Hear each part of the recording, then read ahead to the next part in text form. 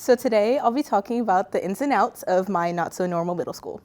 It's a known fact that everyone in this room has gone through middle school, and when we think about this time in our lives, honestly, it's not that pretty. Especially with our middle school years ending on the rise of the COVID-19 pandemic, if I had to sum up middle school in one word, it would honestly be mid.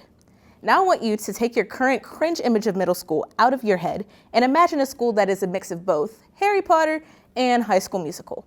This school will be none other than the world-renowned and insanely absurd Ron Clark Academy.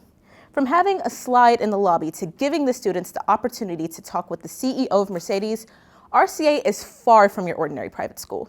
Now, because the Ron Clark Academy has shaped me into the person I am today, for the better and the worse, I thought of no other idea than to talk about some of the ins and outs of my not-so-normal middle school. To start off, the most notable and arguably the strangest thing about RCA is that the theme of the school itself is based off of Harry Potter. Almost everything inside the school is related to the series, from the tables in the dining hall to the dragon resting above the basketball court. But the main, and in my opinion, weirdest similarity to Harry Potter is the house system. In 5th grade, when I first came to the school, I spun this gigantic wheel that split up into 4 sections. When I spun it, it landed in the blue section, and that meant that I was in the blue house for the rest of my time there. These houses, that honestly felt more like tiny sororities, became a personality trait of mine for the next 4 years. I wore blue every day, courtesy of my uniform, and I wore my house crest with as much pride as a 12-year-old could have. Now here is where the High School Musical part comes in. On top of all of this, we would perform with our houses every Friday.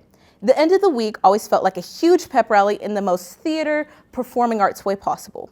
We would perform a different 2-minute song every week, High School Musical style, for 4 years straight.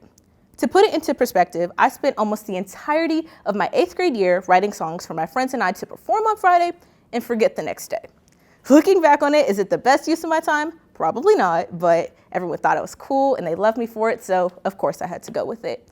Although it came in the form of rapping in front of my entire school, I had my Gabriella moment. So what else did RCA have to offer me besides tons of embarrassment and insanely good coordination? Nothing else too crazy, but the songs didn't stop there.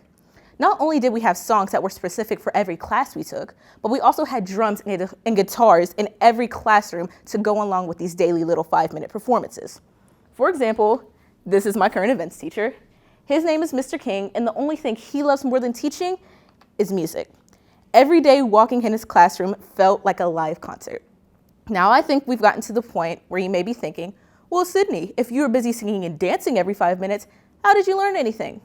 To be completely honest with you, the lyrics in these songs helped me understand the information I needed to know for my tests, and sometimes would help me understand concepts that I couldn't just grasp from regular tutoring. Looking back on it now that I'm in high school, I'm extremely grateful to have gone to RCA. I'm grateful for the eye-opening trips they took my classmates and I on.